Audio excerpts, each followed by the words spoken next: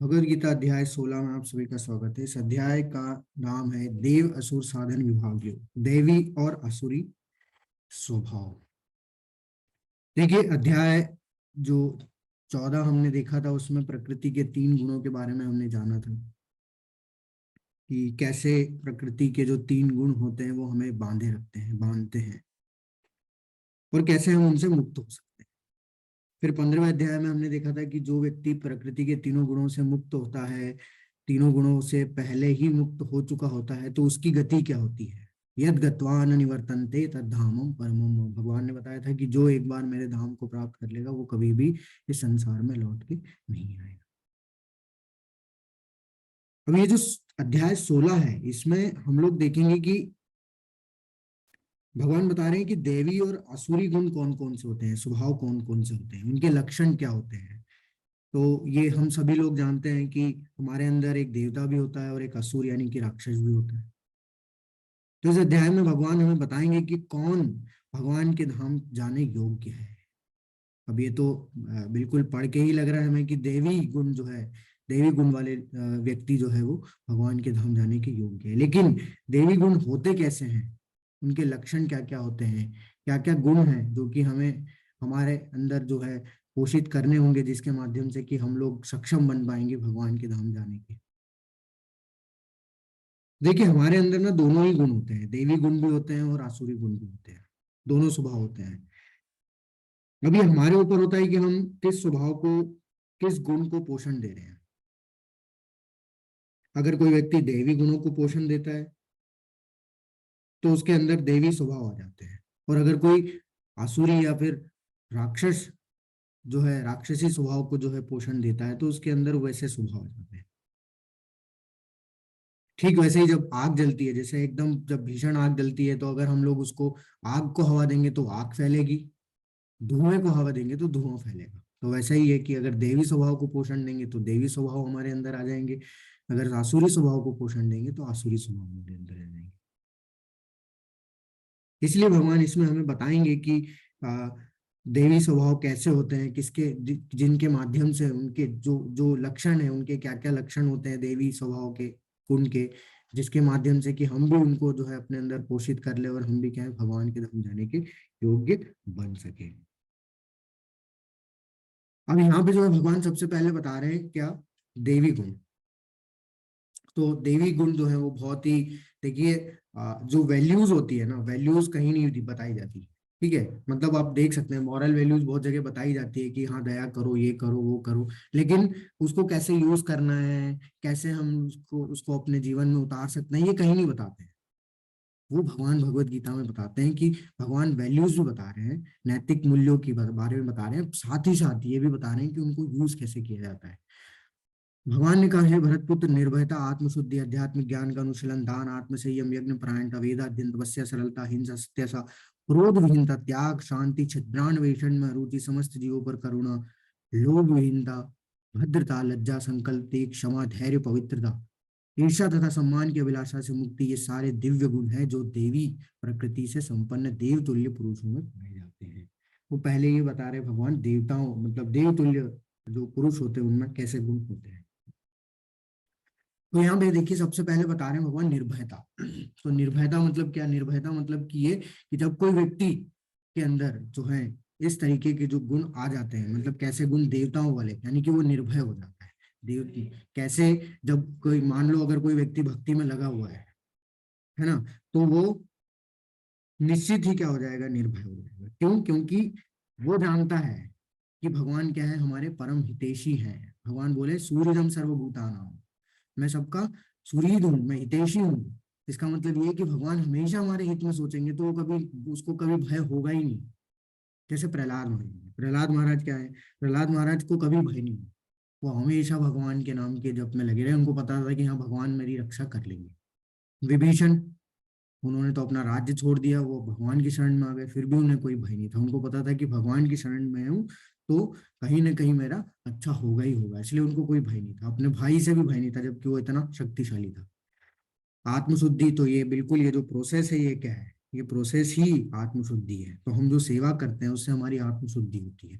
तो हम जब भक्ति मार्ग में अपने आप को लगाते हैं तो इससे क्या होता है, हमारे आत्मा की शुद्धि होती है, हमारा मन शुद्ध होता है। आध्यात्मिक ज्ञान का अनुशीलन तो हम लोग जो कर रहे हैं वो एक तरीके से क्या कर रहे हैं, आध्यात्मिक ज्ञान का ही अनुशीलन कर रहे हैं। दान, दान मतलब क्या है, दान मतलब ये कि जो भी सब कुछ है इस संसार में वो भगवान का है। जैसे कि ईशोपनिषद में बताया जाता है, ईशावास्यम इदं सर्वम, जो भी है वो किसका है, भगवान का है। और अगर हम, हमारे लिए जितनी चीज निश्चित की गई है उससे अगर हम लोग ज्यादा लेते हैं तो हम लोग चोर कहलाते हैं। लोग भर भर के ले लेते हैं ना, मतलब हमारी आवश्यकता नहीं है उतनी फिर भी लेते रहते हैं, तो वो गलत है।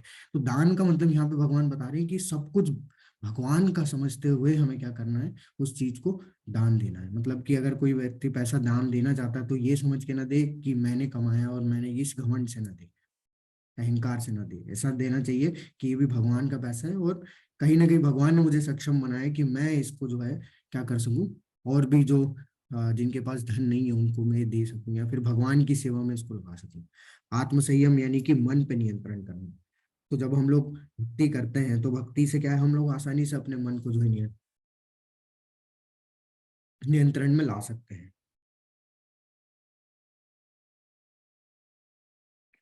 यज्ञ परायणता मतलब क्या है कि जो जो हर एक, अब मैं पहले भी हम लोग इस पे चर्चा किए थे कि हर एक युग की एक अपनी जो है प्रोसेस होती है भगवान से जुड़ने की। और इस युग के लिए ये जो युग धर्म है जो बोला गया है वो क्या है, यज्ञा नाम जप यज्ञोस्मि, यानी कि हरे नाम एव केवलम कलो नास्ते गतिरन्यथा, यानी कि इस कली कलमश से निकलने के लिए सिर्फ एक ही रास्ता है, वो है भगवान के नाम का जप। भगवान के नाम, भगवान का नाम, हरि का नाम ही जो है हमें क्या कर सकता है, इस कली कलमश से दूर कर सकता है। तो यज्ञ परायणता मतलब ये कि जो शास्त्रों के आधार पर जो चीज बताई गई है इस वाले इस कलयुग के लिए, उसको अगर हम लोग पालन कर रहे हैं तो वो यज्ञ परायण है। तो इसके लिए क्या है, इस संसार के लिए हरिनाम संकीर्तन यज्ञ, तो उसको अगर हम लोग पालन कर रहे हैं तो हम लोग यज्ञ परायण कर रहे हैं। वेदाध्ययन, वेदे से सर्वे हमें वो वेद्यो, कल बताया भगवान ने। वेदाध्ययन मतलब ये है कि वेदों को अगर हम लोग पढ़ रहे हैं तो उसका क्या होना चाहिए, उसका वास्तविकता में हमें उद्देश्य पता होना चाहिए कि क्यों पढ़ रहे हैं। और भगवान कल बताया कल के अध्याय में, वेदे से सर्वे हमें वो वेदो, वेदों को जानने योग्य मैं हूँ, वेदों का जानने वाला मैं हूँ, संकलन करता भी मैं हूँ। तपस्या सरलता, तपस्या मतलब कि मन कर्म और वचन तीनों से जो है हमें, वाणी यानी कि तीनों से क्या करना है, भगवान की सेवा करना, वही तपस्या है। कल के अध्याय में हम पढ़ेंगे इसके बारे में कि तपस्या कितने प्रकार की होती है, कैसे अलग अलग चीजों से तपस्या हम लोग कर सकते हैं। सरलता, अहिंसा, सरलता मतलब ये कि हमेशा सत्य का साथ देना, ये भी हम लोग पहले पढ़ चुके हैं इसके बारे में। अहिंसा मतलब ये कि जो ज्ञान हम लोग ले रहे हैं उसको लोगों तक पहुंचाना, नहीं पहुंचाएंगे वो हिंसा में आ जाएगा। लोगों तक बांटना, लोगों को भी इस ज्ञान के बारे में समझाना, वो होती अहिंसा। सत्यता, क्रोध विहीनता, क्रोध से जो है हमें छुटकारा पाना। त्याग, शांति, शांति, छिद्रान्वेषण में अरुचि, छिद्रान्वेषण में अरुचि मतलब क्या है, छिद्रान्वेषण में अरुचि मतलब कि जो व्यक्ति के अंदर ऐसे गुण होते हैं, देवताओं जैसे गुण होते हैं, वो क्या करता है, वो कभी भी किसी में दोष नहीं देखता, उसको बोला जाता है छिद्रान्वेषण में अरुचि। इसके विपरीत वो उसके अंदर जो अच्छाई होती है उसको जो है वो ग्रहण करने का प्रयास करता है। समस्त जीवों पर करुणा दिखाना। लोभ विहीनता, लोभ विहीनता मतलब कि लालच, लालच से दूर होना। भद्रता, भद्रता मतलब कि अच्छा व्यवहार करना सभी के साथ में। लज्जा मतलब अपने आप को सबसे तुच्छ समझना। तो चैतन्य महाप्रभु अपनी प्रार्थनाओं में बताते हैं, तृणाद भी सुनी चाहिए, हमें जो है तृण जो होता है ना, जो घास का जो तिनका होता है जो कि हम लोग देखते हैं गार्डन में, है ना, उस उससे भी अपने आप को तुच्छ समझना है। उसको देखे हर कोई क्या करता है, उसके ऊपर पैर रख देता है लेकिन वो फिर से जो है खड़ा हो जाता है, तो उससे भी तुच्छ समझना है। संकल्प, तेज, क्षमा, धैर्य, पवित्रता, ईर्ष्या तथा सम्मान की अभिलाषा से मुक्ति। क्यों? क्योंकि हम लोग वास्तव में कौन है, हम लोग शरीर नहीं है, हम लोग आत्मा है। तो सम्मान, ईर्ष्या, ये सब जो है इससे हमें क्या होना है, मुक्त होना है। ऐसे जो गुण होते हैं वो देवी प्रकृति से संपन्न देव तुल्य पुरुषों में पाए जाते हैं। तो प्रभुपाद जी बताते हैं कि 16.1 से 3 में उल्लिखित ये सभी 26 गुण पारलौकिक हैं, यानी कि इस लोक से नहीं है, वो परे है इस लोक से। वर्णाश्रम धर्म के अनुसार इनका आचरण होना चाहिए। उन्हें सामाजिक और व्यवसायिक की विभिन्न स्थितियों के अनुसार विकसित किया जाना चाहिए। उद्देश्य यह है कि भले ही भौतिक स्थितियां दयनीय हो, यदि इन गुणों का अभ्यास पुरुषों के सभी वर्गों द्वारा किया जाए तो धीरे धीरे पारलौकिक बोध के उच्चतम मंच तक उठना संभव है। अभी देखिए सबके मन में आएगा कि ये तो बहुत मुश्किल है, ऐसा तो नहीं हो पाएगा, लेकिन प्रभुपाद जी बता रहे हैं कि अभ्यास करना है। भले ही भौतिक स्थितियां कितनी भी दयनीय हो, वो तो होगी क्योंकि भौतिक संसार एक दयनीय है, वो पूरा दुखों से भरा हुआ है। तो यहाँ तो स्थितियां दयनीय होगी, लेकिन क्यों ना हम लोग उसका अभ्यास करने का प्रयास करें। और जब हम लोग अभ्यास करेंगे तो उनको अपने अंदर जो है पोषण दे सकते हैं, ये सारे गुणों को। अब भगवान जो है वो बता रहे हैं कि जो आसुरी स्वभाव वाले होते हैं उनके गुण कैसे हैं। दम्भो दर्पोऽभिमानस्य क्रोधः पारुष्यमेव च अज्ञानं च अभिजातस्य पार्थ संपदमासुरीम। हे प्रथापुत्र, दम्भ दर्प अभिमान क्रोध कठोरता तथा अज्ञान ये सारे आसुरी स्वभाव वाले गुण हैं। अब देखिए दम्भ दर्प, और बोला है भगवान ने दम्भ दर्प अभिमान, ये तीन चीजें, और क्रोध। तो ये जो दम्भ दर्प और अभिमान है ये एक तरीके से झूठा अहंकार है, लेकिन अलग अलग तरीके से। कैसे? जैसे दम्भ जो है वो कैसा झूठा अहंकार, यानी पाखंडी बोला जाता है उसको। तो दम्भ का मतलब होता है कि अपने आप को वो मान बैठना जो हम लोग हैं ही नहीं। जैसे उदाहरण के तौर पे रावण ने मान लिया था कि मैं जो है इस पूरे संसार में सबसे शक्तिशाली व्यक्ति हूँ, सब कुछ मेरा है, सीता मेरी है। तो ये सब क्या है? ये सब घमंड है, इसको बोला जाता है झूठा अहंकार। हिरण्यकश्यपु हमेशा बोलता था मैं ही भगवान हूँ। तो ये दम्भ में आता है कि हम जो है ही नहीं, उसको जो है क्या समझ लेना, हम ही है वो सब कुछ, अपने आप को वो मान लेना कि जो हम है नहीं। उसके बाद दर्प आता है। दर्प मतलब क्या है कि भौतिक ऐश्वर्यों के कारण जो है अहंकार हमारे अंदर आता है, ईगो हमारे अंदर आता है, प्राउड जो हमारे अंदर आता है, किसके कारण से? हमारे पास जो भौतिक ऐश्वर्य है उसको बोला जाता है दर्प। जैसे अपने पैसे पे किसी को घमंड होता है, अभिमान होता है। अभिमान जैसे किसी के पद को, अपने पद पे जिसको होता है, अपने परिवार पे जिसको होता है, अपनी सुंदरता पे होता है, अपने ज्ञान पे होता है। तो ये सब क्या है? ये सब होता है इनका दर्प कहलाता है। जैसे इंद्रदेव को हमेशा कभी कभी आ जाता है ना। तो आपने वो लीला पढ़ी होगी जब गोवर्धन जो है भगवान ने उठाया था, जब इंद्रदेव को अहंकार आ गया था कि वही जो है, उनके पास इतना ऐश्वर्य है, सब कुछ है, तो ये छोटा बालक कैसे जो है मुझे चुनौती दे रहा है। तो ये दर्प में डूबा है। अभिमान मतलब कि हमेशा प्रशंसा की जो है वो क्या करना, अपेक्षा करना। क्या मेरा हमेशा सम्मान होना चाहिए हर जगह पे, सम्मान नहीं होगा तो हमारी ईगो हर्ट हो जाएगी। तो वो आसुरों में हमेशा ये जो है प्रवृत्ति होती है, ये गुण जो होते हैं कि वो हमेशा इन तरीके के जो गुणों को जो है हमेशा अपने अंदर पोषित करते रहते हैं। क्रोध, कठोरता, हमेशा ऐसा कटु शब्द बोलते हैं जिससे कि व्यक्ति को जो है ठेस पहुंचे। अज्ञानता रहती है तभी ये सब कार्य वो करते हैं। देवी संपदि मोक्षाय निघ्नासुरी मता माशुचः संपदम देवीम अभिजातो असि पांडव। दिव्य गुण मोक्ष के लिए अनुकूल है और असुरी गुण बंधन दिलाने के लिए है। हे पांडुपुत्र, तुम चिंता मत करो क्योंकि तुम देवी गुणों से युक्त होकर चलना। देखिए यहाँ भगवान बता रहे हैं कि दिव्य गुण या देवी गुण जो है वो सिर्फ वही हमें क्या कर सकते हैं, मोक्ष या मुक्ति दिला सकते हैं। यानी कि संसार से निकलने और भगवान के धाम जाने के लिए हमारे अंदर क्या होने चाहिए, देवी गुण होने चाहिए। और आसुरी गुण क्या करते हैं, हमें प्रकृति के तीनों गुणों से बांधते हैं, जिससे क्या होता है कि हम इस भवसागर में डूबे रह जाते हैं। अंत में भगवान बोल रहे हैं कि अर्जुन तुम चिंता मत करो क्योंकि तुम देवी गुणों से युक्त होकर जन्मे। इसका मतलब क्या है कि अर्जुन जो है वो भगवान के शुद्ध भक्त है।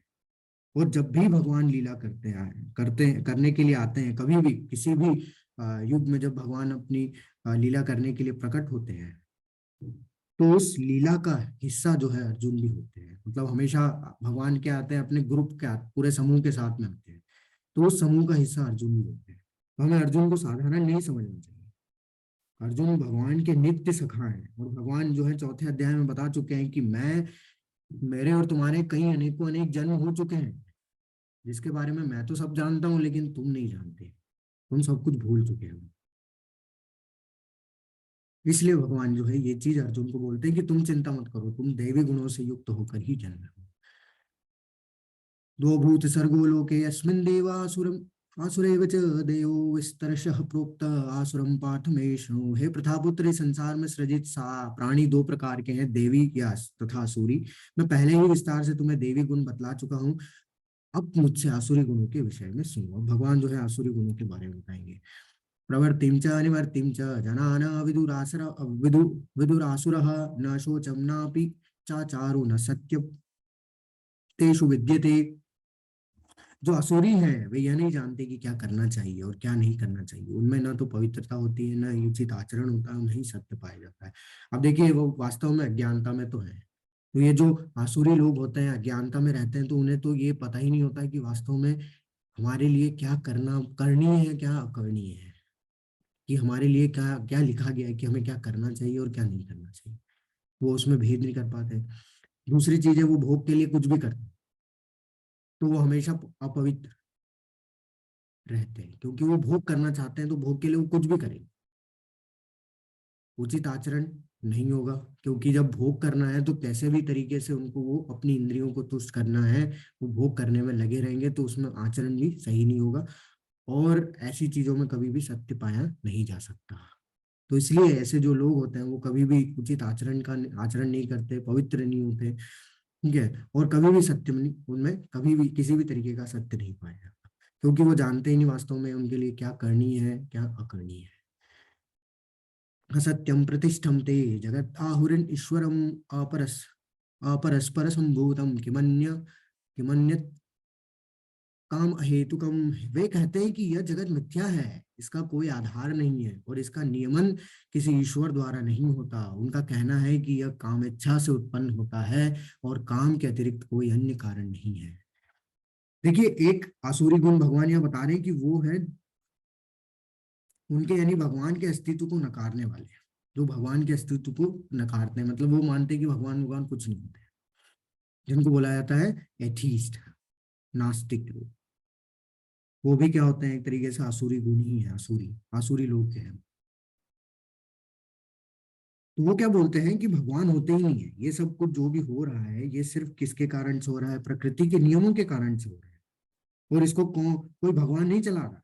वो सोचते हैं कि ये जो जीवन मिला है वो काम इच्छा के लिए मिला है, यानी कि भोग इच्छा से उत्पन्न होता है। ये जो शरीर है वो सिर्फ भोग करने के लिए मिला है हमें। अब ये वो लोग हैं जो कि सिर्फ शरीर को जानते हैं, आत्मा को नहीं जानते। तो ये परमात्मा को तो जान ही नहीं पाएंगे। तो जो लोग भगवान के अस्तित्व को नहीं समझते, उसको मिथ्या मानते हैं, वो भी क्या है, आसुरी लोग कहे जाते हैं। ऐसे निष्कर्मों का अनुगमन करते हुए आसुरी लोग, जिन्होंने आत्मज्ञान खो दिया है और जो बुद्धिहीन है, ऐसे अनुपयोगी एवं भयावह कार्यों में प्रवृत्त होते हैं जो संसार का विनाश करने के लिए होता है। अब ये क्या करते हैं, ये तो वैसे ही हैं अज्ञानी, है ना। ये अज्ञानी लोगों को ही फॉलो करते हैं और उनसे जो भी है सब कुछ ज्ञान ले लेते हैं। अब वो जितना भी अज्ञानता है उन्होंने ले तो लिया है, और वो अज्ञानता के कारण से ये आत्मशुद्धि भी खो देते हैं, आत्मज्ञान भी खो देते हैं, इनकी बुद्धि जो है वो नष्ट हो जाती है, एक तरीके से इनका पतन हो जाता है। लेकिन होता क्या है कि जो मूर्ख लोग हैं वो इनको फॉलो करते हैं और वो भी इनसे ही ज्ञान लेते हैं, मतलब ज्ञान क्या अज्ञानता लेते हैं। और उस अज्ञानता के कारण से क्या हो जाता है, ऐसे कई लोग उनको फॉलो करते हैं, उनसे अज्ञानता लेते हैं, तो पूरे संसार का जो है वो क्या करते हैं, ये लोग विनाश कर देते हैं। कभी न संतुष्ट होने वाले काम का आश्रय लेकर तथा गर्व के मद एवं मिथ्या प्रतिष्ठा से में डूबे हुए आसुरी लोग इस तरह मोहग्रस्त होकर सदैव क्षणभंगुर वस्तुओं के द्वारा अपवित्र कर्म का व्रत लिए रहते हैं। अब क्या होता है कि इनकी इच्छाएं असीमित है और इनको भोग करना है, क्योंकि ये जानते हैं कि इनको क्या लगता है कि ये संसार हमें क्या करने के लिए मिला है, सिर्फ और सिर्फ भोग करने के लिए मिला है। अब ये क्या करते हैं, उस भोग इच्छा को पूरी करने के लिए जो भी कार्य करना है उसमें ये लगे रहते हैं। तो अब इनको क्या है, अपनी इंद्रियों को तुष्ट करना है, अपने आप को संतुष्ट करना है, अपनी इच्छाओं को पूरी करना है। तो मिथ्या प्रतिष्ठा में डूबे रहते हैं ये, क्योंकि अगर उनकी पूरी नहीं होगी तो लोग उनका, उनको ऐसा लगता है कि लोग उनका मजाक उड़ाएंगे। तो नहीं, वो कैसे भी करके क्या करते हैं, अपवित्र कर्म करने में लगे रहते हैं, लगे रहते हैं, लगे रहते हैं, जैसे कि कहीं से भी उनकी जो है इंद्रियों की पुष्टि तुष्टि होना चाहिए, संतुष्टि होना चाहिए। उनका विश्वास है कि इंद्रियों की तुष्टि ही मानव सभ्यता की मूल आवश्यकता है। उनको लगता है कि इस संसार में एक ही चीज है जो कि भगवान ने हमें करने के लिए भेजा है, वो है भोग। बस ये शरीर हमें भोग करने के लिए मिला है, इसलिए भोग करो। उन्हें ये लगता है, क्योंकि वो अज्ञानता में, उन्हें नहीं पता ये सब। इस प्रकार मरण काल तक उनको अपार चिंता होती रहती है। अब जो भी अपनी इंद्रियों को तुष्ट करता रहेगा, वो एंड में क्या होगा, उसको दुख होगा ही। एंड में क्या, उसको दुख आना ही आना है। वह लाखों इच्छाओं के जाल में बंद कर, उसको ऐसा लगता है कि अगर मैं ये इच्छा पूरी कर लूंगा तो मेरी ये समाप्त हो जाएगी। लेकिन नहीं, ऐसा नहीं होता है। माया प्रलोभन देती है, वो इच्छा हमारी कभी समाप्त तो होगी ही नहीं। हमारी असीमित इच्छा है, अगर हम लोग उसको रोकेंगे नहीं या फिर सही जगह पे नहीं लगाएंगे तो वो इच्छाएं कभी समाप्त नहीं होगी। मरने के बाद भी वो इच्छाएं हमें पूरी करने के लिए भगवान मौका देंगे। फिर हम इच्छाएं पूरी करते रह जाएंगे और ये जन्म मृत्यु के चक्र में घूमते रह जाएंगे। और अगर नहीं पूरी होगी तो वो एक काम और क्रोध में लीन हो जाएंगे, इंद्रिय तृप्ति के लिए अवैध ढंग से धन संग्रह करने लगेंगे। ये देवी स्वभाव, ये आसुरी स्वभाव है। देखिए यहाँ पे एक कहानी आती है श्रीमद् भागवतम में, इसी के उदाहरण में है, इसी से रिलेट करती है थोड़ी। तो मैं बताता हूँ आपको कि श्रीमद् भागवतम में कहानी आती है कि जब द्वापर युग का अंत होता है तो कलयुग क्या करता है, धीरे धीरे द्वापर युग में प्रवेश करने के लिए प्रयास करता है। अब ये द्वापर युग के उस समय पे जो राजा हैं, जो अंत में जो सबसे अंत में जो थे, वो राजा कौन थे, परीक्षित महाराज। परीक्षित महाराज अर्जुन के पोते है ना, और अभिमन्यु के पुत्र थे। तो क्या हुआ कि जब उन्हें पता चला कि जो है ये कलयुग जो है घुसने का प्रयास कर रहा है द्वापर युग में, तो वो क्या करते हैं, उस कलयुग से भीषण युद्ध करते हैं और उसे पराजित कर देते हैं। अब कलयुग को पराजित तो कर दिया, लेकिन कलयुग क्या बोलता है कि सतयुग चला गया, त्रेता युग भी चला गया, अब द्वापर की भी बारी आ गई, यानी कि अब मेरा समय हो चुका है आने का।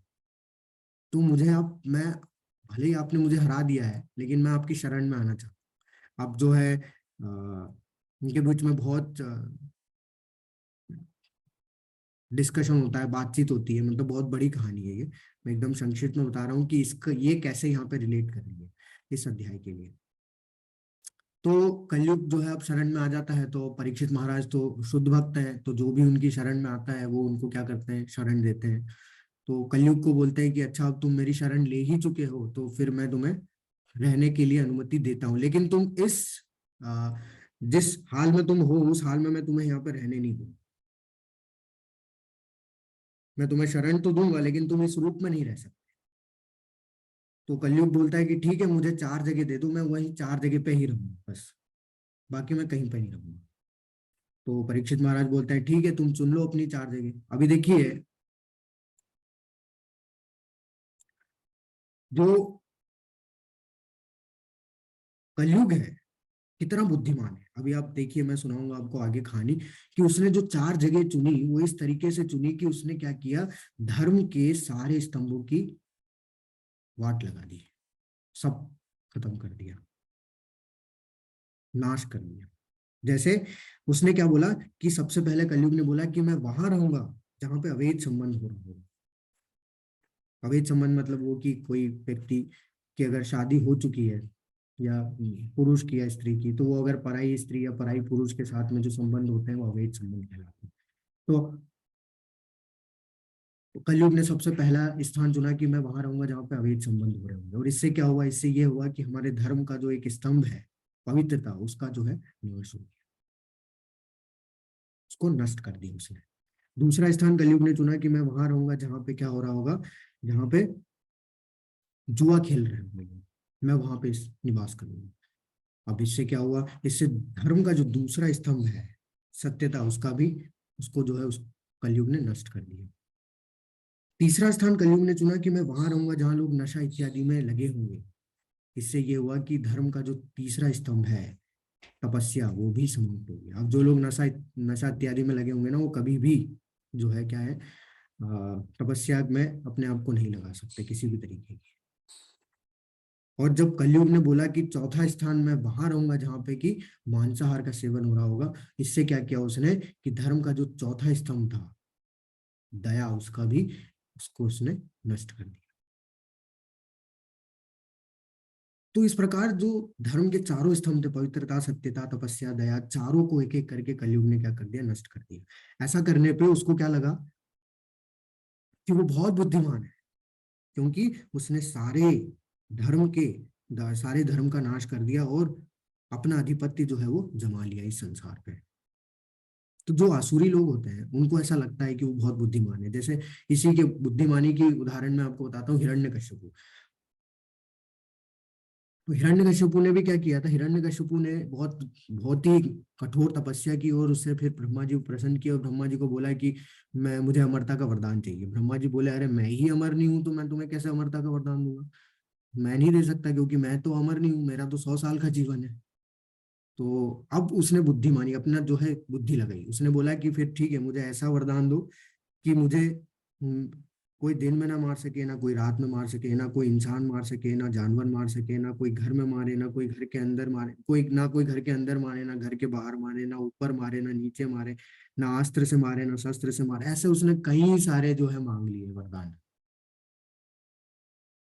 और इससे उसको क्या लगा, इससे उसको ये लगा कि वो अमर हो गया। लेकिन हुआ क्या कि नरसिंह भगवान एक क्षण में जो है उसको मार दिया, उसका वध कर दिया।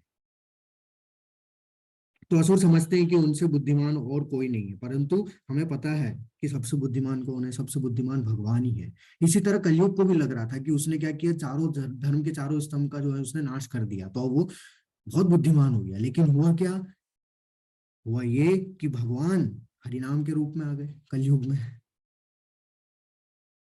भगवान अपने नाम के रूप में आ गए इस कलयुग में।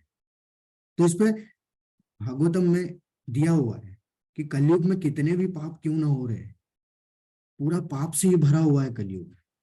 लेकिन इसमें सबसे अच्छी बात क्या है कि हरिनाम यानी कि भगवान का नाम है यहाँ पे। तो जो व्यक्ति इस घोर कलयुग में सिर्फ भगवान का नाम ले लेगा, हरिनाम जब कर लेगा पूरी भक्ति भाव से, उसका उद्धार हो जाएगा। ठीक है, भगवान जानते थे कि कलयुग में ना तपस्या करना, यज्ञ करना और अलग अलग तरीके के अनुष्ठान करना ये बहुत मुश्किल है लोगों के लिए, बहुत बिजी लाइफ है लोगों की कलयुग में। अपने आप को भोग भोग में लगाए रखते हैं लोग कलयुग में। तो उन्हें पता था ये सब कि ये सब होना है, तो उन्होंने प्रोसेस को भी आसान बना दिया उनसे जुड़ने के लिए। उन्होंने क्या कर दिया, हरे नाम हरे नाम एवं केवलम करुणास्ते नास्ते नास्ते गतिरन्य। उन्होंने बोला कि सिर्फ हरि नाम ले लो, उससे ही तुम जो है वो सारे दुखों से मुक्ति पाओ। अब बात ये आती है कि हम बोल तो रहे हैं हरि नाम ले लो, हरि नाम ले लो, क्या उससे होगा फायदा? तो देखिए, ये थियोरेटिकली तो प्रूफ है सबके पास, क्योंकि सारे शास्त्रों में ही लिखा हुआ है। प्रैक्टिकली प्रभुपाद जी इसको प्रूव कर दिया है। तो भगवान के नाम के जप से, भगवान के नाम से जो है सारे हिप्पीज को प्रभुपाद जी क्या बना दिए, हिप्पी बना दिए। तो वहां जितने लोग पाप कर्मों में लगे हुए थे और जिस लेवल के पाप कर्मों में लगे हुए थे जिस समय प्रभुपाद जी गए थे अमेरिका, वो तो कोई इस भारत में, अपने इंडिया में कहीं पे किसी ने टच भी नहीं किया। जिस स्तर को वो छू चुके थे, वो सारी मर्यादाओं को क्रॉस कर चुके थे, इतने पाप कर्मों में लीन थे। लेकिन हुआ क्या कि प्रभुपाद जी जब कीर्तन करते थे बैठ के उनके बीच में, भगवान का नाम लेते थे, तो उस भगवान के नाम को सुन के वो इतने शुद्ध हो गए कि वो सब जो है भक्त बन गए। वो सारे हिप्पीज थे, वो सब हिप्पी हो गए। तो ये ट्राइड एंड टेस्टेड है। अब ये हम लोग के ऊपर है कि हम लोग इसको कितना यूज कर रहे हैं और कितना प्रैक्टिकली हम लोग इसको समझने का प्रयास कर रहे हैं। तो आसुरी व्यक्ति सोचता है कि आज मेरे पास इतना धन है और अपनी योजना से मैं और अधिक धन कमाऊंगा, इस समय मेरे पास इतना है, किंतु भविष्य में ये बढ़कर और अधिक हो जाएगा। ये मेरा शत्रु है, मैंने उसे मार दिया, मेरे अन्य शत्रु भी मार दिए जाएंगे, मैं सभी वस्तुओं का स्वामी हूँ, मैं भोक्ता हूँ, मैं सिद्ध शक्तिमान तथा सुखी हूँ, मैं सबसे धनी व्यक्ति हूँ और मेरे पास पास मेरे कुलीन संबंधी है, कोई अन्य मेरे समान शक्तिमान तथा सुखी नहीं है। मैं यज्ञ करूंगा, दान दूंगा, इस तरह आनंद मनाऊंगा। इस प्रकार ऐसे व्यक्ति अज्ञानवश मोहग्रस्त होते रहते हैं। तो अब ये आसुरी स्वभाव के जो लोग होते हैं उनके अंदर ऐसे सब विचार आते रहते हैं। क्यों? क्योंकि उन्हें क्या लगता है कि वो क्या है, इस पूरे संसार के भोक्ता है, वो सर्वशक्तिमान है, कोई उनके बराबर नहीं है इस संसार में। तो उनके इसमें यही सारे भाव आते रहते हैं कि मेरे पास तो मेरे जो है सगे संबंधी इतने शक्तिशाली हैं। जैसे रावण को घमंड था कि उसका भाई कुंभकर्ण बहुत शक्तिशाली है, उसका जो पुत्र है इंद्रजीत, वो बहुत शक्तिशाली है, कोई उसे पराजित नहीं कर सकता। इस तरीके से उसके उनके दिमाग में ये सब चीजें जो है अज्ञानता बस चलती रहती है, क्योंकि वो सब मोहग्रस्त होते हैं। उन्हें हम उस उन्हें क्या लगता है कि जो शत्रु है उसको मारना है बस। तो वो शत्रु भी इसलिए बनाते हैं अपने।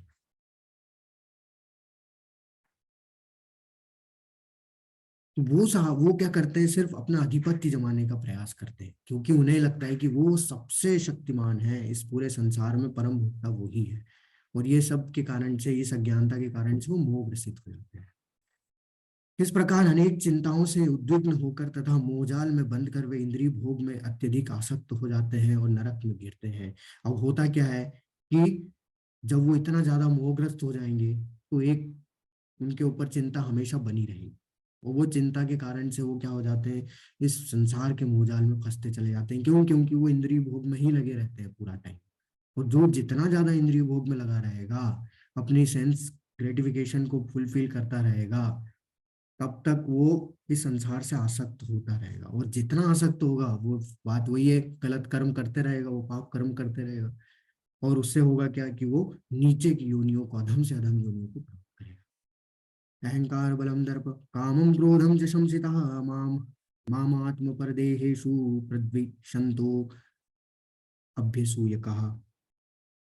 मिथ्या अहंकार बल दर्प काम तथा क्रोध से मोहित होकर आसुरी व्यक्ति अपने शरीर में तथा अन्यों के शरीर में स्थित भगवान से ईर्ष्या और वास्तविक धर्म की निंदा करने लगते हैं। तो वास्तव में क्या है कि उनको इतना ज्यादा घमंड होता है कि वो कभी भगवान को मानते नहीं है, क्योंकि भगवान का अपमान करने में हमेशा लगे रहते हैं। जैसे रावण हो गया, कंस हो गया, क्योंकि उनके अंदर अहंकार बल दर्प और काम क्रोध ये सब से क्या है, मोह ग्रसित हो जाते हैं।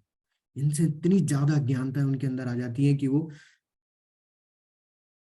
हर एक क्षण जो है वो भगवान को जो है क्या है, अपमानित करते रहते हैं।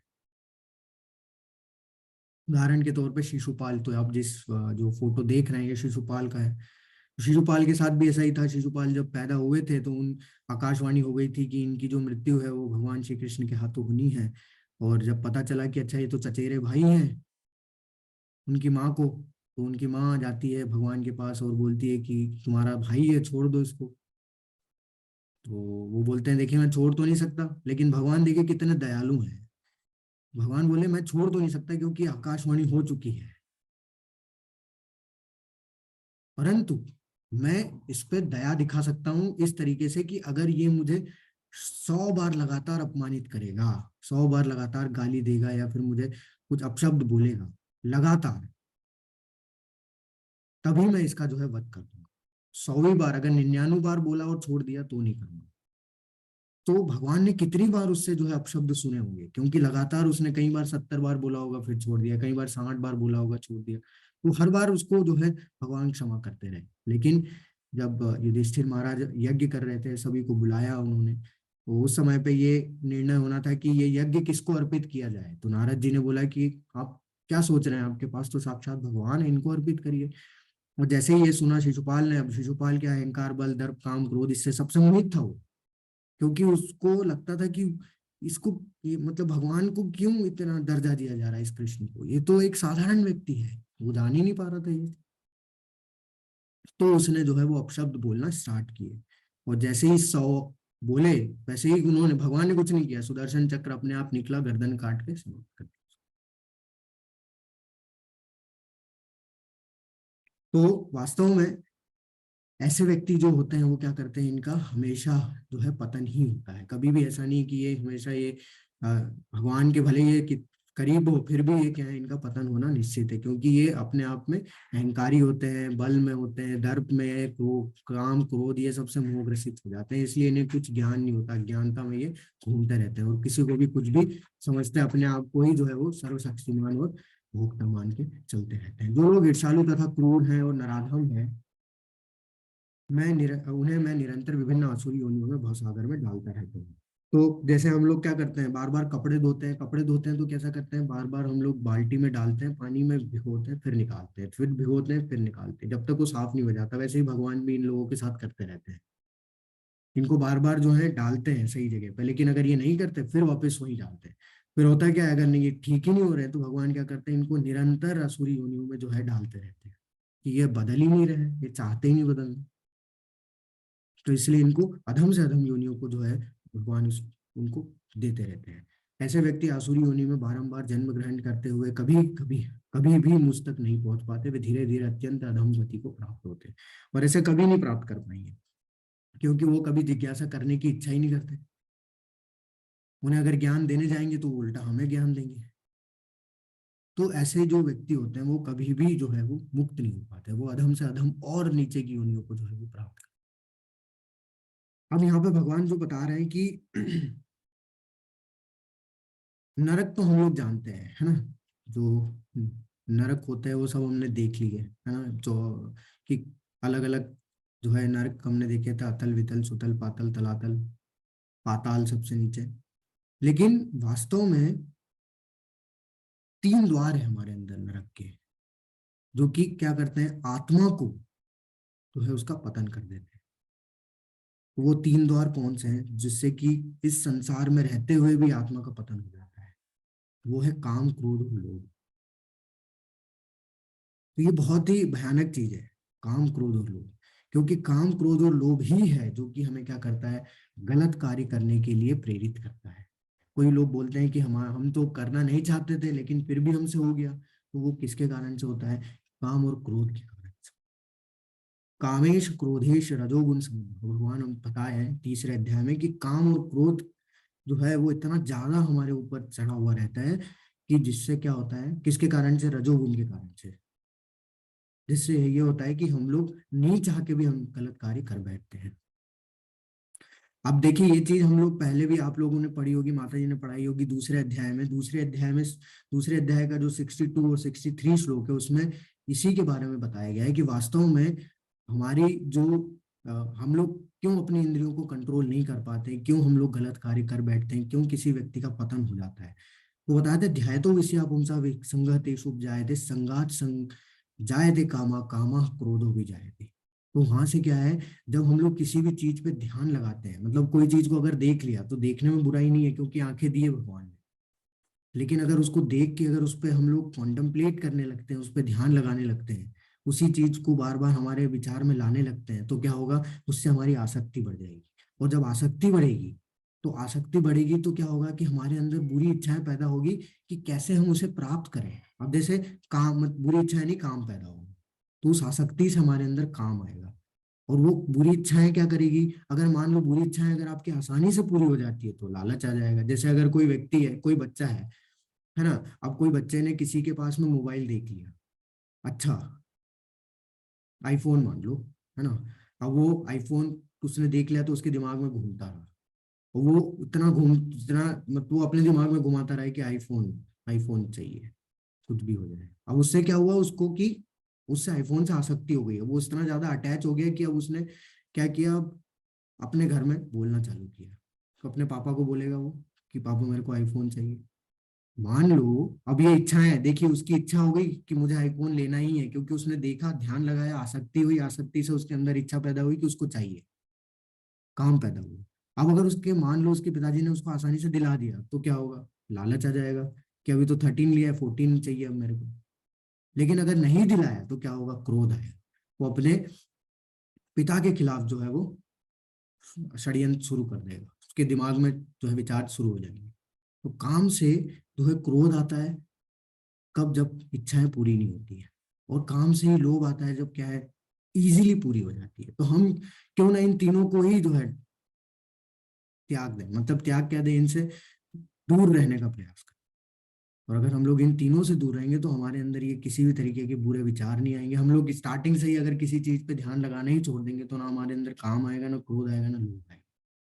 और अगर ये तीनों नहीं आएंगे तो हमारी आत्मा का पतन नहीं होगा। लेकिन अगर हम तीनों को जो पोषण करते रहते हैं, हम लोग फिर भी इसको जो है इससे निकलने का प्रयास नहीं करते, तो निश्चित हमारा आत्मा का पतन होगा। और आत्मा का पतन होने से क्या होता है कि हम लोग भगवान के धाम नहीं जा सकते। लेकिन अगर इन तीनों से हम लोग छुटकारा पाएंगे, तो क्या बोल रहे हैं भगवान, हे कुंती पुत्र, जो व्यक्ति इन तीनों नरक द्वारों से बच पाता है वो आत्म साक्षात्कार के लिए कल्याणकारी कार्य करता है और इस प्रकार क्रमशः परम गति को प्राप्त करता है। और अगर उसने, किसी भी व्यक्ति ने मान लो अगर इस तीनों से अपने आप को जो है बचा लिया और कंट्रोल में करके जो है वो कार्य करने लगा, तो वो बिल्कुल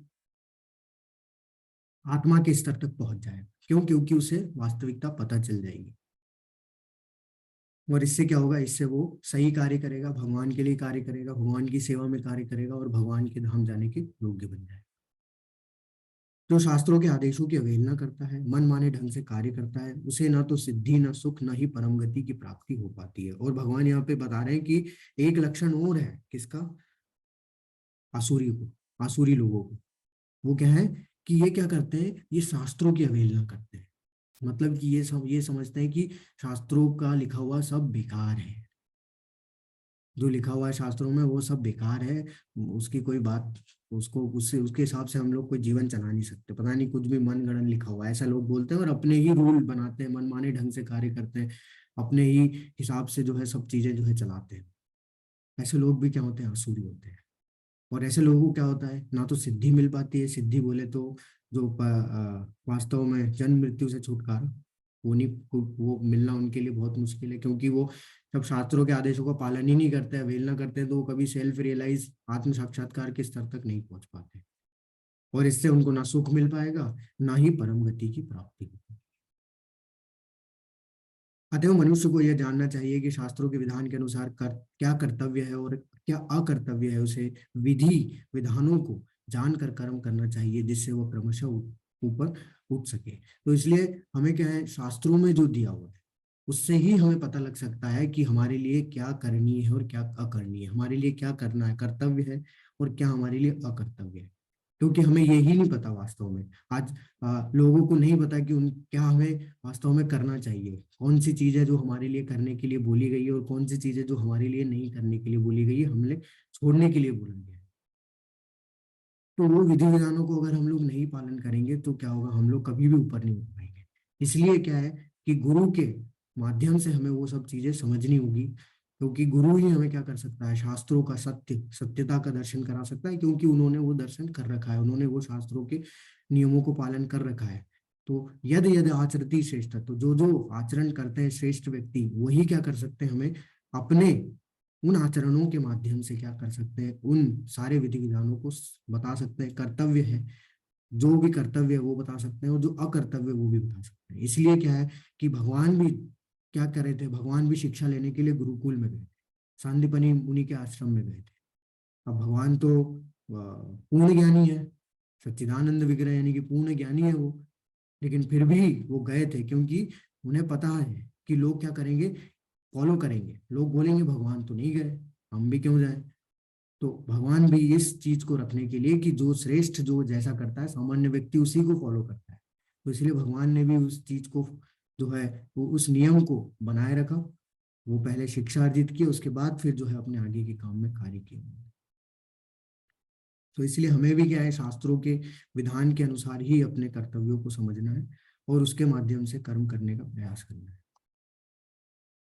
शास्त्रों में वो चार मुख्य दोष नहीं पाए जाते हैं जो बद्ध जीव में होते हैं। यह है अपूर्ण इंद्रियां, कपटता, त्रुटि करना तथा मोहग्रस्त होना। तो पहले भी अगर माता जी ने आपको बताया होगा कि हम लोग क्यों पूर्ण ज्ञान लेने के लिए जो है कैपेबल नहीं है, वास्तव में क्यों नहीं है, क्योंकि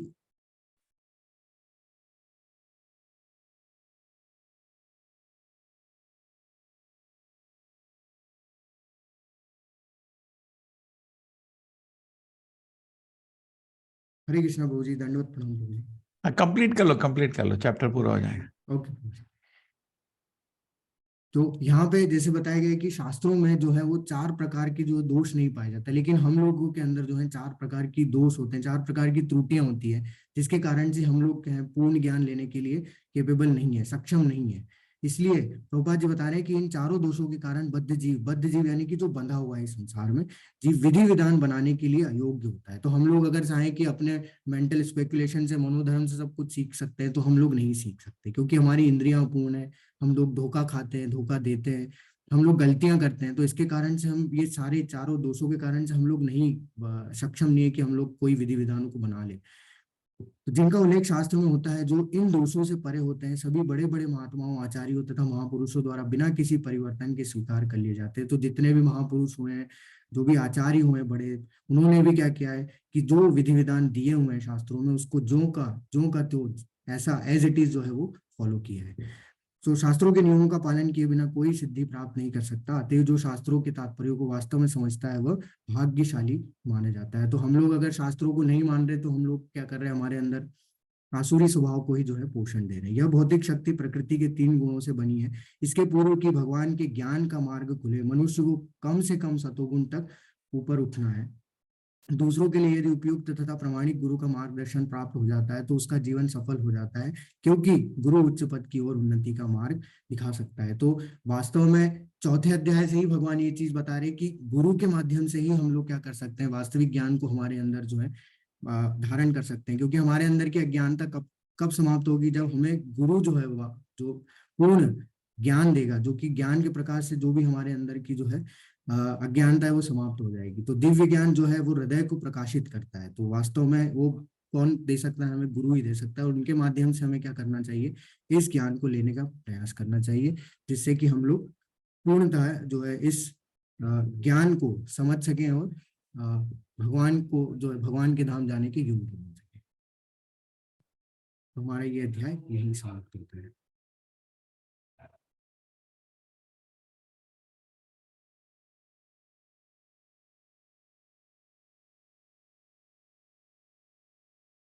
हरे कृष्ण प्रभु जी। हरे कृष्ण प्रभु जी, दंडवत। आप ट्रैवल कर रहे हैं क्या? नहीं नहीं प्रभु जी, मैं रूम पे ही हूँ। Okay okay. हरे कृष्ण प्रभु जी, दंडवत प्रणाम। हरे कृष्ण हरे कृष्ण। सो कैसे रही आपकी गढ़वाल की यात्रा? बढ़िया हुई थी प्रभु जी। तो बहुत ही मतलब सफल हुआ हम लोग का, क्योंकि बहुत सारे स्टूडेंट्स हम लोग को मिल गए थे। और उससे पहले भी जो है माता जी वहाँ जो थी, उन्होंने भी बहुत सारे स्टूडेंट्स जो है अरेंज कर दिए। तो अभी हम लोग उनको ग्रुप में रखे हुए हैं, ट्राई कर रहे हैं कि संडे संडे उनसे मिलते रहे। वेरी गुड, फॉलो अप करिए। जी प्रभु। हरे कृष्णा हरे कृष्णा। मैं थोड़ा सा आपको ब्रीफली मंदिर बुलाना चाहता था। हमारा मंगलुरु, ये आपका साउथ इंडिया में आता है। बैंगलोर का लेफ्ट में, कोस्ट में, वेस्ट गोवा के नीचे, सबको इजी रहेगा कोस्ट में। तो ये कर्नाटक का भाग है। इधर हम आपको बहुत लोग, आप हिंदी भाषी हैं तो शायद साउथ इंडिया आए नहीं होंगे। हमारा यहाँ पे राधा कृष्ण का मंदिर है और बड़ा मंदिर बन भी रहा है। तो आप सबको हम न्योता देते हैं, आप जरूर आइए। और आपकी जो कोर्स आप पढ़ रहे हैं, मेरी विनती है कि आप भगवत गीता को इन्होंने देखी, करीब करीब आपको पढ़ा दिया। मेरी आपसे विनती होगी, अब आप गीता को ध्यान से पढ़िए। हाँ, बैठ के हर दिन। अगर आप हर दिन, एक आदमी मेरे को मिला, वो 10 साल से 10 मिनट पढ़ता है हर दिन। कितना? 10 मिनट। उसने ये सारी किताबें पढ़ दी है। आप एक गीता की बात करें, वो 60-70 किताब पढ़ दिया। इतना डिसिप्लिन। खाली 10 मिनट भी आप अगर हर दिन गीता को पढ़ेंगे, आप गीता को खुद कुछ 5-6 महीने में खत्म कर लेंगे, है ना। डिसिप्लिन से गीता पढ़े। ये नहीं कि एक दिन ही बैठ गए 10 दिन तक, ऐसा तो नहीं होता। हर दिन थोड़ा टाइम निकालिए। उसी तरह आप हरि नाम का भी जाप, एक माला जरूर करिए। ये जो आपका जितना भी तत्व है हमारा, उसका कंक्लूजन है कि हमको हरि नाम का जाप करना। अगर हरि नाम का जाप अपने जीवन में आप जोड़ देंगे, तो आपको सब कुछ बहुत अच्छा लगेगा। जो भी आप शुभम जी समझा रहे हैं, आपको हृदय में समझ आएगा। ठीक है, ये तो हमारा मूल तत्व, मूल ज्ञान है। तीसरी चीज, आप कोर्स में बने रहिए। अब शुभम जी ने भी क्लास लिया है, अब तरह तरह की क्लासेस हैं, सुबह शाम भागवत होती है, तरह तरह के प्रोग्रामों से जुड़े रहिए। ठीक है, अभी आपको हमने बहुत मुश्किल से ढूंढा है। सब लोग आप अच्छे कृष्ण के भक्त हैं और ये प्लेटफॉर्म में मिले हैं। तो हमारी विनती है, प्लीज छोड़ के नहीं जाना कहीं ना कहीं जुड़े रहिए। हाँ, हम आपको नए नए प्रोग्राम करते रहेंगे। हमारा नेक्स्ट बैच शुरू हो रहा है आपका February 6 को। अपने जितने भी दोस्त हैं सबको इस कोर्स में जोड़िए। तो बोलते हैं जब ज्ञान मिलता है तो एक कृतज्ञता होती है, एक ऋण हो जाता है। उस ऋण को चुकाने के लिए कुछ और लोगों को आप ज्ञान दे देते हैं तो ऋण चुक जाता है। तो अगर आप कुछ और लोगों को इस कोर्स से जोड़ देंगे तो उसके लिए थोड़ा प्रयत्न करिए। हम तो अपनी तरफ से लगे रहते हैं, आप लोग भी, सब लोग जितने भी दोस्त हैं उनको लिंक जरूर शेयर करना, ठीक है। और हमारा मंदिर भी बन रहा है मैंगलोर में। आपकी अप्रैल 23 तक हमारी इच्छा है, हम इसको पूरा कर देंगे। ये आपका मंदिर है, अब आप देख सकते हैं। ये हमारे गुरु के प्रभुपाद जी के आशीर्वाद से, हमारे गुरु जी हिज होलीनेस जयप्रताका महाराज, भानु महाराज, इनके आशीर्वाद से बन रहा है, ठीक है। एंड ये आपका देखिए, ये है आश्रम जो करीब करीब उसका स्ट्रक्चर बन गया है। ये 2 महीने पुरानी फोटो है। मंदिर का भी ये भाग पूरा हो गया है। अभी मंदिर का भी नेक्स्ट बालकनी लेवल बन रहा है। 1, 2, तीसरा फ्लोर अभी मंदिर का बन रहा है। हमारी ये प्रयत्न है अक्षय तृतीया तक मंदिर भी पूरा ढांचा बन जाएगा और वहां पे भगवान की पूजा शुरू हो जाएगी।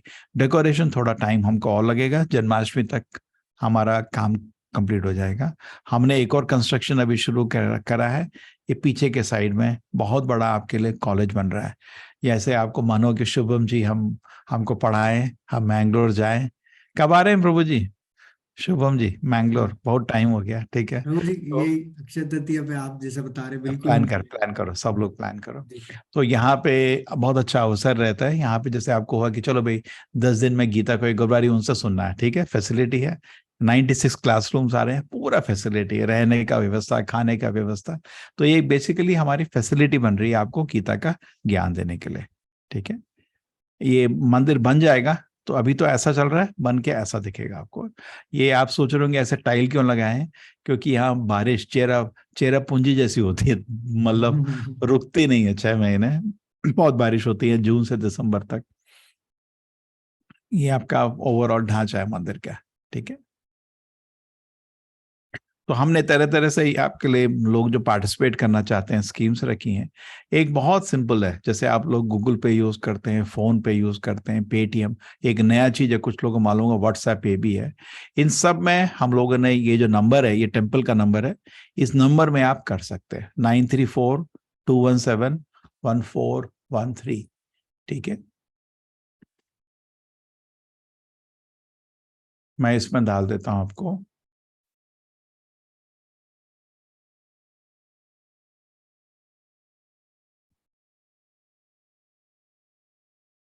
ठीक है, ये नंबर आपका गूगल पे, पेटीएम, जनरली ये 3 लोग यूज करते हैं फोन पे, तीनों के लिए यूज कर सकते हैं आप, ठीक है। इससे आप, जैसे अभी मैं आज देख रहा था 15,000 लोग अभी भी हमारी आज क्लास अटेंड कर रहे हैं। अगर थोड़ा भी वो सब थोड़ा थोड़ा मतलब इसमें पार्टिसिपेट करें, अपना भाग्य मंदिर में पार्टिसिपेट करना, तो ऑटोमेटिकली मल्टीप्लाई हो जाता है हमारे लिए, और हम लोग को ये फैसिलिटी रेडी करना थोड़ा जल्दी हो जाएगा। जब हम ये कोर्स शुरू करे थे तो हमको मालूम भी नहीं था कि इतना लोग इसको पढ़ना चाहेंगे गीता को, ऐसे हमको इतना उम्मीद नहीं था। मैं सोचा था 200-300 लोग रजिस्टर करेंगे, अभी तक सैचुरेट नहीं हो रहा। हम लोग 20,000, 30,000, 50,000, थोड़ा मतलब हर महीने रजिस्ट्रेशन होता रहता है। अनगिनत लोगों को गीता जानने का इच्छा है, तो हमने ऑनलाइन फैसिलिटी तो डेवलप करा है, एक ऑफलाइन भी फैसिलिटी डेवलप करेंगे जिसमें आप रेजिडेंशियल एडवांस कोर्सेज पर्टिकुलरली बहुत अच्छा रहेगा, लोग यहाँ रह के छुट्टियों में आराम से सीख सकते हैं। हरे कृष्णा, किसी को कुछ प्रश्न है?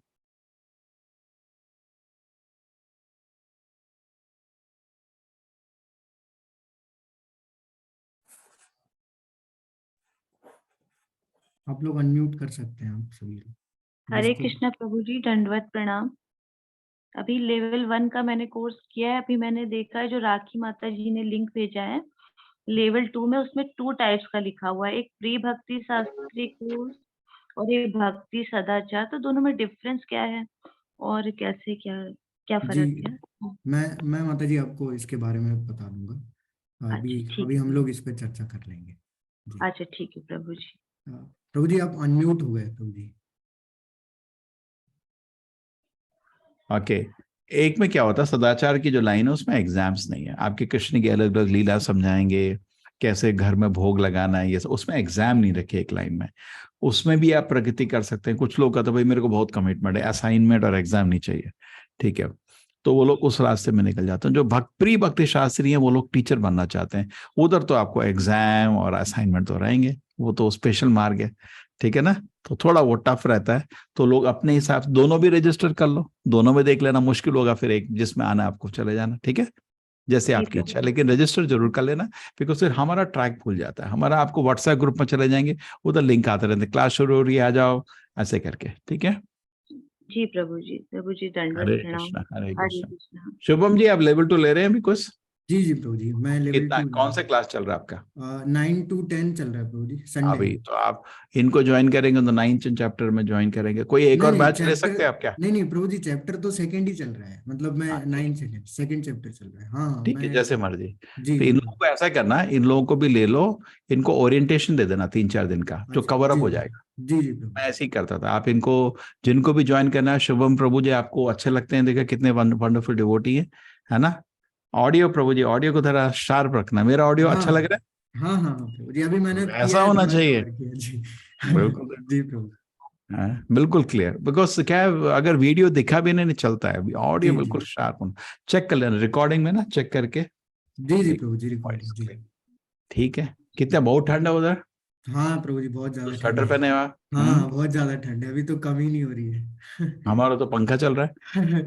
उल्टा बारिश होने लग गई इधर ये तो। देखो, हमारा तो दिखाऊं तो पंखा चल रहा है। हाँ मैं रोज सुबह मंगल आरती में देखता हूँ, मतलब हम लोग तो पूरा कांपते रहते हैं उधर सामने, एकदम आराम से। सभी लोग। तो हम कुछ पुण्य किया हमने। चलिए, हरे कृष्णा हरे कृष्णा। हरे कृष्ण प्रभु जी। पुष्पा माता जी आपका कुछ मीनाक्षी जी कुछ प्रश्न है आपका? हरे कृष्णा प्रभु जी, हरे कृष्णा प्रभु जी। एक्चुअली मैं ना वृंदावन गई थी पीछे सैटरडे संडे, तो मेरी 2 क्लासेस मिस हो गई हैं, तो हम्म, जी माता जी, आपको तो रिकॉर्डिंग मिल जाएगी, मैं आपको रिकॉर्डिंग। रिकॉर्डिंग देख लीजिए, क्विज कर लेना, ठीक है माता जी, हम अटेंडेंस नहीं लेते हैं क्लास में, क्विज जरूर आपको 18 पूरा करना पड़ेगा, ठीक है। Thank you Prabhu ji, Hare Krishna. Certificate के लिए क्विज पूरा होना चाहिए, ऑटोमेटिक है। ओके प्रभु जी। हरे कृष्णा। पुष्पा माता जी। हरे कृष्णा प्रभु जी। हम्म, प्रभु जी फिर से भागवत की क्लास कब से शुरू होगी? भागवत तो चल रहा है सुबह भी शाम को, 2 बार ही सुबह चल रहा शाम तो चल रही है, शाम वाला तो हम कर रहे हैं, मैंने फिर अगले नेक्स्ट टाइम कब से है? है। अच्छा भागवत आप। चलती है ना, भागवत तो 50 साल लगते हैं खत्म होने में, 50 साल बाद। नहीं तो ये तो 18 अध्याय के बाद फिर तो छोड़ देंगे ना। भगवत, भागवत 12 खंड है। नहीं नहीं प्रभु जी, वो भगवत गीता के बारे में शायद पूछ गीता रहे की बात करें, गीता माता जी 6 फरवरी को। अच्छा 6 फरवरी से शुरू होगी। मैं तो सोचा हैं। भागवत की, भागवत माता जी अभी 50 साल लगते हैं एक बारी खत्म करने। ना ये ना देखो, ना, ये वो भागवत गीता ये जी। ये जो है ना, ये काली किताब है, ये सब भागवत है। एक 18,000 श्लोक हैं, आप काउंट करके खुद देखो, 360 से डिवाइड करो, 50 साल हो जाता हाँ प्रभु जी। है। ठीक है, हरे कृष्णा। लेकिन हम पढ़े थे भागवत गीता प्रभु जी, लेकिन इसमें ये क्लास में ज्यादा कुछ समझ में आ रहा है। अच्छा रहा ना, टीचर चाहिए मतलब जी, हर चीज के लिए टीचर चाहिए, है ना, टीचर से हाँ। अच्छा समझ आता है, ठीक है। हरे कृष्णा हरे हरे कृष्णा। कृष्णा प्रभु जी। ठीक है, दीपिका जी हरे कृष्णा। हरे कृष्ण प्रभु जी। हाँ, हाँ प्रभु जी, मेरे प्रश्न है कि हम आत्म साक्षात्कार तक कब तक पहुंच पाते हैं, मतलब कैसे पहुंच पाएंगे इसका ऐसा नहीं कि मतलब। एक दिन सडनली प्रकाश आ जाएगा, धीरे धीरे धीरे बढ़ता रहता है, ऐसा थोड़ी है। हाँ ऐसा नहीं धाड़ सुबह उठे और पूरा प्रकाश कृष्ण जी आपसे हाथ मिलाने आ गए, नहीं नहीं नहीं, ऐसा नहीं। नहीं नहीं, ऐसा नहीं होगा, धीरे धीरे लेकिन धीरे धीरे धीरे फिर आपको भी। देखिए, हरि नाम का जाप है ना, इसमें आनंद हाँ बढ़ता रहता है और आनंद आता है, हाँ जब कर रहे हैं ऐसा हाँ लगता है रसगुल्ले मुंह में रख रहा है कोई। हरे हाँ कृष्णा हरे कृष्णा हरे कृष्णा, ठीक है ऐसा। हाँ, वो तो है, लेकिन फिर भी इसके कुछ नियम भी तो होंगे ना, कि हमें रियलाइज हो कि हम यहाँ पे किस लिए हैं, क्यों हैं, क्या करेंगे, क्या होगा, मतलब और ठीक है, जीवन का कोई उद्देश्य भी है कि नहीं, वो सब कैसे पता कितने माला चलेगा। जप कर रहे हैं आप? माला तो मैं 6 ही करती हूँ हाँ, और ज्यादा। बोल रहे हैं दर्शन चाहिए, पहले 16 माला जप करो फिर बात करना। हाँ, वो तो प्रभु जी ने कहा था कि 16 हाँ, माला का तो जाप करना चाहिए। हाँ, पहले तो मेहनत फिर मतलब ऐसे बस। बिजी लाइफ इतनी होती है तो 16 हम्म, माला थोड़ा डिफिकल्ट हो जाता है जाप करने का। हाँ, आप तो सुबह उठे सन्यास ले जल्दी, लिए तो सुबह सुबह जल्दी आपके उठ लिए जाओ। तो इजली है ना। हमें तो कुछ काम नहीं है, नहीं सुबह सुबह सुबह सुबह जल्दी उठ जाओ तो इजी हाँ, रहता है, ठीक है। तो एक साथ बैठ के 16 माला का जप नहीं, हमारा माइंड जो है ना वो इधर से उधर भाग जाता है। भले वही तो आएगा, वही तपस्या आपका, वही सबसे बड़ा तप है। हम्म, सबसे बड़ा तप है आप हरि नाम का 10 मिनट भी जप करते हो, उसमें मन को लगाओ, उससे बड़ा तप नहीं है। अरे बर्फ में बैठते हैं ना वो हिमालय, वो बहुत आसान काम है। धूप हाँ, में बैठना वो भी बहुत आसान काम है। ये हरि हाँ, नाम के एक एक शब्द सुनना सबसे बड़ी तपस्या है कलयुग में, नहीं हाँ, है ना। थोड़ी कुछ देर लोग माला हैं जाप। साधु, बर्फ में, अरे वो तो बहुत आसान है, बर्फ में तो हम भी घुस जाए, लेकिन एक एक शब्द सुनना सबसे मुश्किल है ना। नहीं है ना, वो उनको शुभम प्रभु जी को देखो ना, वो कितने ठिठुर रहे हैं ठंड की वजह से। ठीक है, हाँ, हरे तो कृष्णा। हाँ, हम जब माला जाप करते हैं तो मतलब हमारा जो माइंड है ना वो एक जगह पे स्थिर नहीं रहता है। वही तपस्या है, थोड़ी वही देर में ही भाग जाता है, देखो फिर थोड़ी देर लगेगा, फिर थोड़ी स्ट्रगल, देर में भाग जाएगा। देखो स्ट्रगल करो हरि नाम को सुनने का, नहीं तो हम्म। पुनर्जन्म में दूसरा स्ट्रगल शुरू होगा। हाँ, तो पुनर्जन्म नहीं चाहिए ना अब। तो इधर इधर इधर लगाओ ना, देखो इधर हाँ। तपस्या करो, नहीं तो उधर करनी पड़ेगी तपस्या। तो इधर ये कष्ट तपस्या के आसान लिए। है, हरि नाम को जप को हाँ, सुनने का कष्ट आसान है, पुनर्जन्म का हाँ, कष्ट बहुत मुश्किल है। हाँ, वो सही है। हम उसके लिए रेडी हैं, मृत्यु का कष्ट, बीमारी का कष्ट, तरह तरह की नहीं, बीमारी नहीं, होती उसके लिए रेडी नहीं है, मृत्यु के कष्ट के है, लिए इधर रेडी थोड़ा नहीं है कष्ट है, हम। थोड़ा सा कष्ट है। हाँ, भक्तों के इस संग में रहिए माता जी, आप सब अच्छे हाँ, भक्त हैं, भक्तों के संग में रहिए, आसान रहेगा। ठीक हाँ। है शुभम जी, हरे जी कृष्णा, प्रभु, चलते हैं। हरे कृष्ण ठीक है, प्रभु। हरे तो आप कृष्ण सबसे प्रभु। विनती है, हरे कृष्ण। मैंगलोर को ध्यान रखिए और हरि नाम का जाप करिए, भगवत गीता पढ़िए। अब इस ग्रुप को छोड़ना नहीं प्लीज, यहीं जुड़े रहिए। शुभम जी आपके लिए लेवल 2 के लिए स्पेशल अरेंज कर रहे हैं, आपको ओरिएंटेशन लेके अपने ग्रुप में ले लेंगे, ठीक है। उनके साथ बने रहिए, सुबह शाम भागवत होती है वो भी सुनते रहिए, ठीक है। कुछ भी प्रॉब्लम हो, ये मैंने टेम्पल का नंबर आपको दिया है, आप इसमें लिख देना मेरे को, ठीक है। कुछ भी प्रॉब्लम हो शुभम जी से ही नंबर ले लीजिए, उनको भी कांटेक्ट कर सकते हैं, ठीक है। हरे कृष्णा, हरे कृष्ण, हरे चलते हैं। कृष्णा जी प्रभु प्रभु जी, जी, हरे हरे कृष्ण, कृष्णा, बहुत दंडवत अच्छा प्रणाम। लगा से हरे मिलके कृष्ण प्रभु हरे जी। कृष्ण प्रभु हरे जी। कृष्ण, हरे कृष्ण हरे कृष्ण प्रभु। हरे कृष्ण प्रभु। हरे प्रभु कृष्णा जी। प्रभु जी। प्रभु जी क्लास नहीं देते कभी, स्पेशल क्लास जैसे? हाँ माता जी, होती है रोज सुबह भागवतम क्लास होती है प्रभु जी की, तो प्रभु थैंक जी यू ने प्रभु भी जी। शायद भगवत गीता की क्लास बिजी है ना बहुत ज्यादा, क्योंकि टेम्पल जो है कंप्लीट करना है तो उसमें वो ज्यादा बिजी हैं, तो इसलिए वो इनके आवाज बहुत धीमी होती है। अच्छा, भगवत वो क्लास गीता, नहीं ले पा रहे अभी? जी भगवत गीता की क्लास नहीं ले पा रहे वो। अच्छा, भागवतम की ले रहे हैं सुबह? हाँ सुबह भागवतम की तो वो तो उसका हमेशा। लिंक प्रभु जी हमें सेंड कर दीजिए, सेम लिंक है? अच्छा ग्रुप पे, नहीं नहीं मैं आपको दे दूंगा, उसी पे मंगल आरती भी होती है शायद ना माता जी। ऐसे लगेगा ना। जी प्रभु जी, हाँ जी। एक आप जी मीनाक्षी माता जी, आप अपने आप को अनम्यूट करिए। जी जी शायद राखी माता जी, जो टेम्पल का लिंक है शायद उसी पे होती है ना माता जी। जी जी प्रभु जी, 8 जी बजे होती है, इंग्लिश में होती है। अच्छा और हाँ, तो हिंदी में गौरी श्याम प्रभु जी लेते हैं, वो उसकी लिंग अलग है प्रभु जी। अच्छा तो उसकी लिंक भी आप, अगर आपको अगर कहीं है आपके पास तो आप वो लिंक शेयर कर दीजिएगा माता जी। नहीं, जी हिंदी जी। में नहीं लेते नाम निष्ठा प्रभु जी जो अभी आई थी? नाम निष्ठा प्रभु जी माता जी इंग्लिश में लेती है इंग्लिश में मुझे लेते याद। हैं माता जी। इंग्लिश में लेते हैं? अच्छा जी अच्छा जी, अच्छा। जी जी वो क्या प्रभु जी। लाइव लाइव होती है, मतलब ऑफलाइन होती है ना माता जी, तो जो वहाँ के जो डिवोटीज हैं तो उनके लिए उसके प्रभु अकॉर्डिंग जी, लेते हाँ हैं। उसके अकॉर्डिंग फिर वो रिकॉर्ड करते हैं जी। जी जी प्रभु जी, ओके प्रभु जी। आप भागवतम की शाम वाला का लिंक हमें सेंड कर दीजिए। जी माता जी, हम ग्रुप पे शेयर कर दूंगा। ओके ओके प्रभु जी, थैंक यू प्रभु जी हरे कृष्ण, हरे कृष्ण पुष्पा माता जी। हरे कृष्ण प्रभु जी। बोल जी रहे माता प्रभु जी, जी 6 फरवरी से होगी क्लास, तो उसका टाइमिंग क्या रहेगा? उसमें भी अलग अलग टाइमिंग है माता जी, जो आपको अच्छा लगे उस टाइमिंग में आप अपना जो है रजिस्ट्रेशन कर दीजिए, उस ग्रुप में आप ज्वाइन हो जाएंगी। जैसे अभी आपने मतलब इसके लिए किया ना, अभी ये जब 18 दिन का ये ज्वाइन किया था तो उसमें आपने कौन सा टाइम लिया, 7 से 8 वाला है हाँ ना। हाँ, 7 से 8, हाँ। वही तो उसमें भी ऐसे अलग अलग टाइम रहेंगे, 7 से 8, 3 से अच्छा 4 अच्छा ऐसा कुछ टाइमिंग है अच्छा अलग अलग। तो उसमें आप जो आपको लगता है वो आप उस पे जो है रजिस्टर कर दीजिए, तो उस ग्रुप में आप ज्वाइन हो जाएंगे। अच्छा। तो जी प्रभु जी बोल रहे हैं कि उसमें भी ये भागवत गीता का क्लास होगी या जी जी, किसी और की? यही नहीं नहीं यही क्लास होगी जो 6 से स्टार्ट हो रही है, 6 फरवरी से। वो भगवत गीता जो अभी अभी हम लोग पढ़ रहे हैं ना, 18 दिन वाला, हाँ हाँ। वही चलेगा। अच्छा ठीक है प्रभु जी जी। हरे कृष्णा प्रभु जी, हरे रिकॉर्डिंग ऑफ कृष्ण। कीजिए प्रभु जी। जी माता जी। हरे कृष्णा, जी जी माता जी बताइए। रिकॉर्डिंग ऑफ कर दीजिए प्रभु जी। ओ सॉरी। हरे कृष्णा। जी।